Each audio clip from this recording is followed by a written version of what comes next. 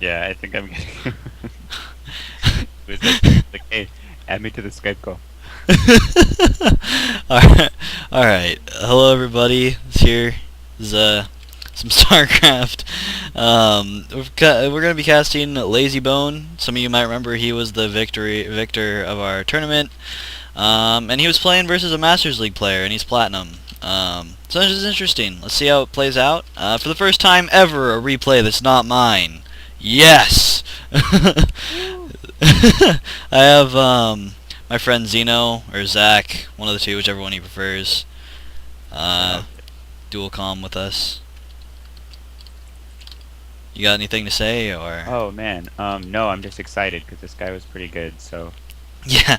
All I'm right. I'm excited to see some high level play Oh compared to yeah. mine. So spawning up here in the right hand corner, we have CloudAVA, top right hand corner. SCA's CloudAVA. Let's speed it up just for the sake of time. And spawning down here in the bottom left hand corner, we have Layziebone. And I'm stoked for this match because Layziebone is a boss. And Yeah, this is a Masters League player. So, yeah. also a boss, Oh, pretty yeah. much.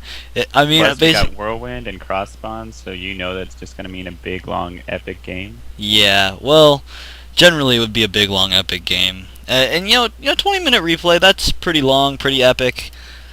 There's definitely time for some epic play in 20 minutes, I think. Oh, yeah. I have a 40-minute replay that I'm going to cast as ZVZ that Layziebone sent me. That's going to be exciting. Because surprisingly, like, he mains Terran, but he's a pretty good Zerg player, too. Yeah, Um,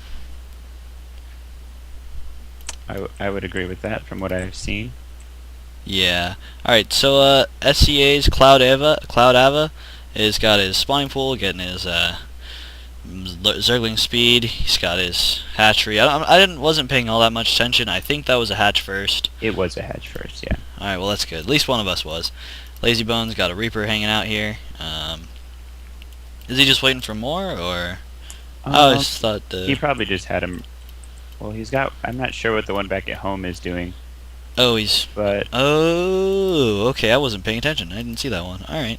yeah, there's What do you? I guess okay. So he's gonna go for the fast layer tech, because I was wondering. Usually they'll get the first 100 gas and then pull off the extractor just to get the Zergling speed. But Yeah.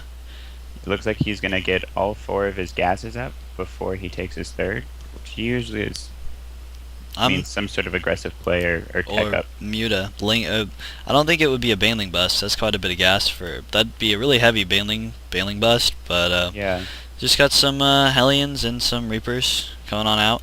Overlord spotting. yeah. I don't know how much he's spotting. What's the um? He's spotting a bunker and a supply depot, and actually missing action. Here we go. All right, what's going Yeah. on? Hellions and Reapers scouting for a third. Trying to push up the ramp.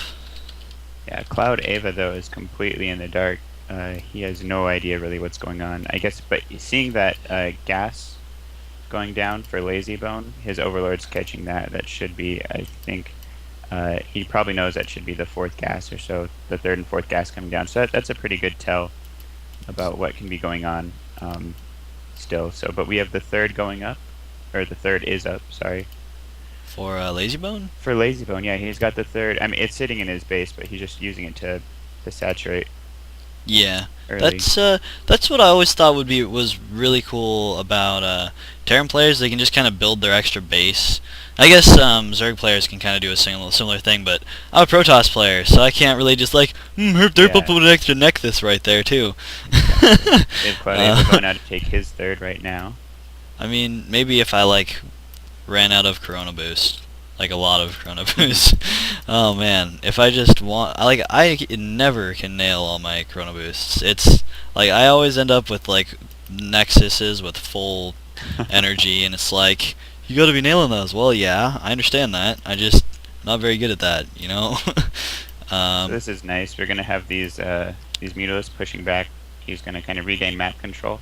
I personally am not a fan of 2 base muta. I don't think it's. I think getting up to that 3 base lets you I think it's just way more effective. But Oh yeah, and it lets you catch your. It's a little bit faster. Probably lets you catch your opponent by surprise.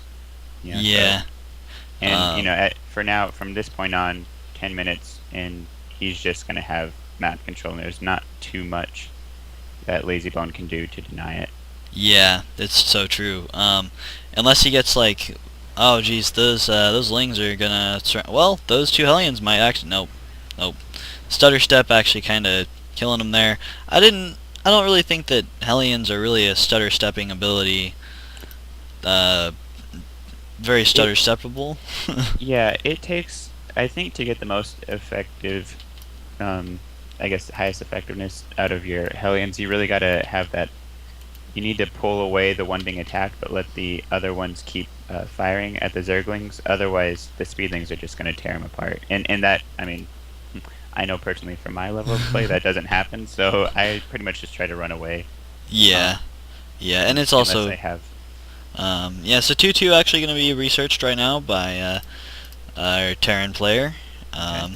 and that is a Baneling bust. I wonder if we'll see any OPSEVs here. Hmm. Widow Mines protecting the back of the mineral line. Couple Banelings going to come up and oh, Baneling Mines. That actually could work, and he's moving all his Marines out. That could be really bad. Oh. Oh, geez. Okay, that's a lot of dead Marines. I'm thinking they actually might be worth it, but oh, a couple of Widow Mines, seven kills on one and 1 kill on the other. Baneling's gonna bust through that bunker, but at what cost? Yeah, at Those what cost? Marines. Another 7 kill Widow Mine, and that missile turret's gonna make a huge difference. And those, Oh, those are some oh, dead mutalisks, though. they are some dead mutas. I think that Widow Mine actually killed quite a few Marines. So, yeah, even though I'm definitely going to give that a win to Layziebone. Yeah, he held that off, and he's ahead. The units lost tab, he's ahead by about 1,500. Actually, exactly 1,500. That's convenient. Some easy math right there. Oh yeah. And then he has got his third. Even though the third is up for CloudAVA, he doesn't really. He's just now starting to put some drones on it. So. And a missed rally right there as well. That's kind of gonna be disappointing. 3 drones just kind of hanging out. Mm-hmm. And with the 3 mules going on, his income's just gonna pretty much just gonna, at least in the minerals, just totally dwarf anything that Ava can put out. So they're looking, it's only a 200 difference right now, but that makes a huge difference with the cost efficiency of Marines and Medvacs, and they're not quite 2-2 right now, but they will be very shortly. Yeah. About 13 seconds. So just now looking at the units tab, it's about 22 Marines and 4 Medevacs and 7 Widow Mines. That's quite a few Widow Mines. To 12 Zerglings, 10 Mutas, and 1 Baneling. I think that's favoring our Terran player, especially with the Widow Mines, because we all know how effective they can be. And then he's got the the drilling claws upgrade going down right now and starting 3-3. He was on top of his upgrades. He pretty much got those as soon as the 2-2 finished. So that's definitely a sign of some good play. I think I tend to forget that. So Yeah. getting this drilling claws upgrade is always it's interesting, because when you're doing this bio, it's to build a second factory like that to get the tech lab on it. It's kind of hard to find the right time to do that. Yeah, so these Marines are just going to push everything back. One thing I want to mention is he's stimming quite a bit, but I think it might actually be worth it. These Medevacs are going to be able to heal him. Well, that's that's quite a be bit of some stim. very weak Marines, Um, but yeah, I think those mutas are going to pick him apart. But those splits are pretty good. If those Banelings, yeah, those are. I think there's some dead Marines. Those Medevacs might make it out, but Mutalisks are pretty keeping good. those alive, then it's not too bad. I mean, you can see he's now closer to a little bit more than 3,000 ahead of the units lost. So I think still a cost-effective trade. He's going to keep getting more and more effective.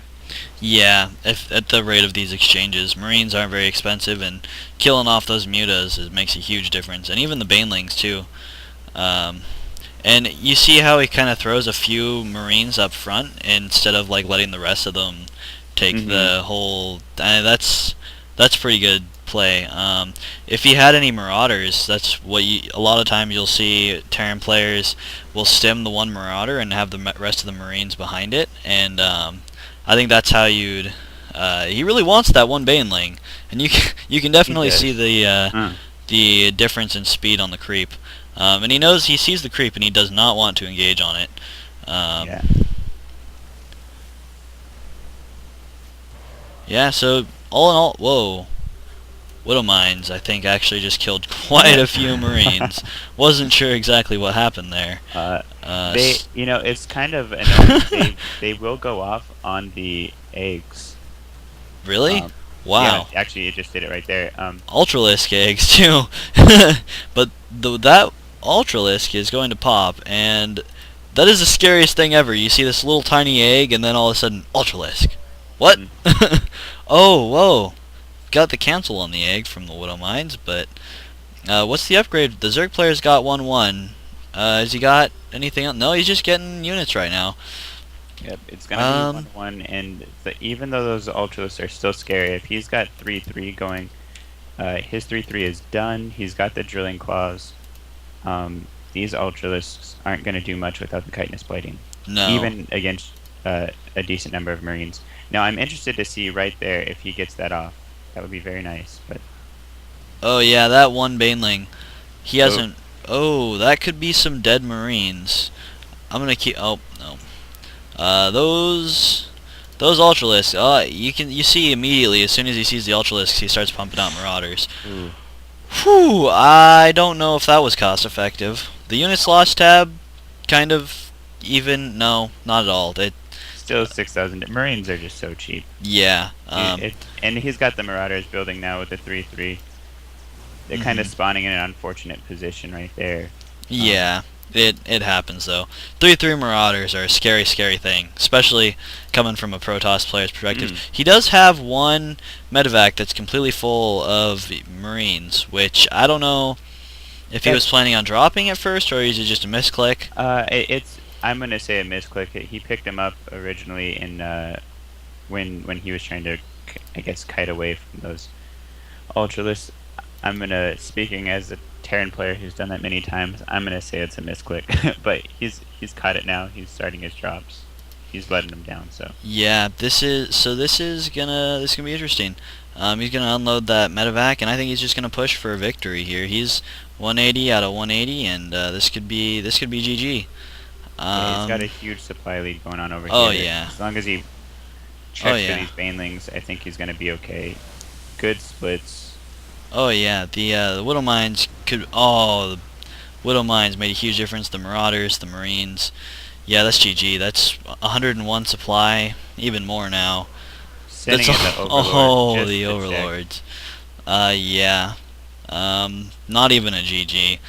I think that was a sad Masters League player, but you know, it is what it is, and that was a fun game. That was a fun game to cast. Oh yeah, TVZ is a really cool thing to watch. I still think ZVZ is my favorite thing ever, but that's just my own personal preference. Yeah, so DG. See y'all next time. If you want to see more replays that aren't just my own, send them into goatreplays@gmail.com, and have a good day.